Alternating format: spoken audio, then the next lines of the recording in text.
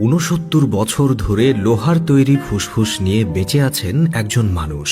এও কি সম্ভব? আসলে বিচিত্র দুনিয়ায় কত কিছুই না হয়। যুক্তরাষ্ট্রের ডালাসে বসবাস করা ৭৬ বছরের এই বৃদ্ধ তাই বিস্ময়।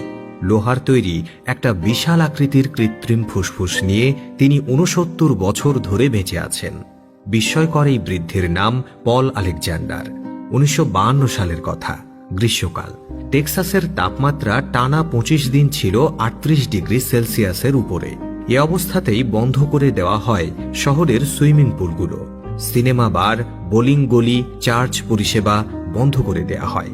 শহরের রাস্তাগুলো ডিডিটি কীটনাশকে সয়লাব, কারণ পোলিওর প্রাদুর্ভাব মহামারী আকার ধারণ করেছে যুক্তরাষ্ট্রে। জুলাই মাসের সেদিন ডালাসের শহরতলিতে নেমেছিল প্রশান্তির বৃষ্টি। গরমে গা জুড়াতে বৃষ্টিতে আপন মনে খেলছিল ৬ বছরের বালক পল। হঠাৎই তার ঘাড় ব্যথা, এরপর মাথা ঝাঁকুনি। তার কর্দমাক্ত জুতা জোড়া উঠানে রেখেই দৌড়ে রান্নাঘরে থাকা মায়ের কাছে গিয়ে উঠল সে। মা তার কপালে হাত রেখে আঁতকে উঠলেন। জ্বরে যে গা পুড়ে যাচ্ছে। তিনি তাকে শুইয়ে দিলেন বিছানায়। ছেলেটির পোলিও হয়েছে বুঝতে বাকি রইল না পারিবারিক চিকিৎসকের। তাই হাসপাতালে না নিয়ে ছেলেটিকে ঘরে রাখারই পরামর্শ দিলেন। পরে ছেলেটির অবস্থা আরও খারাপ হতে থাকে। বাধ্য হয়েই বাবা মা পলকে নিকটস্থ হাসপাতালের পোলিও বিভাগে ভর্তি করালেন। কয়েকদিনের মধ্যেই ভাইরাসটি পলের মেরুদণ্ড আক্রান্ত করে। শ্বাস প্রশ্বাসের ক্ষমতা হারায় শিশুটি। চিকিৎসকরা তাকে আর বাঁচানো যাবে না বলে হতাশ করলেন।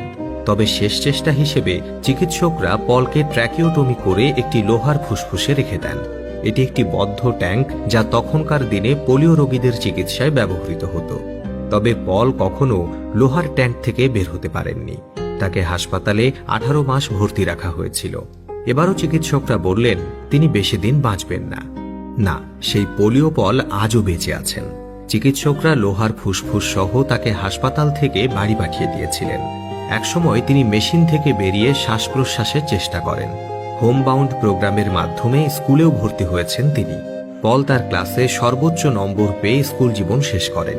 এরপরে তিনি অর্থনীতি ও ফিন্যান্সে পড়ার জন্য টেক্সাসে স্থানান্তরিত হওয়ার আগে সাউদার্ন মেথডিস্ট বিশ্ববিদ্যালয়ে যোগ দেন। ততদিনে পল ২-৩ ঘন্টা পর্যন্ত লোহার ফুসফুস ছাড়াই শ্বাস নেওয়ার অভ্যেস রপ্ত করে ফেলেছিলেন। বয়স বাড়ার সঙ্গে সঙ্গে পল আবারও লোহার ফুসফুসে বন্দী হন। করোনা ছিল পলের জীবনে দ্বিতীয় মহামারী। তিনি বলেন, এটা দেখতেই হয়তো আমি এখনো বেঁচে আছি। টেক্সাসে তার বাবা মা ছিলেন না। তাকে দেখভালের কাজ বিশ্ববিদ্যালয় থেকেই করা হতো। পল বলেন, আমার অধ্যাপকরা স্বর্গদূত। ১৯৮৪ সালে তিনি স্নাতক সম্পন্ন করেন।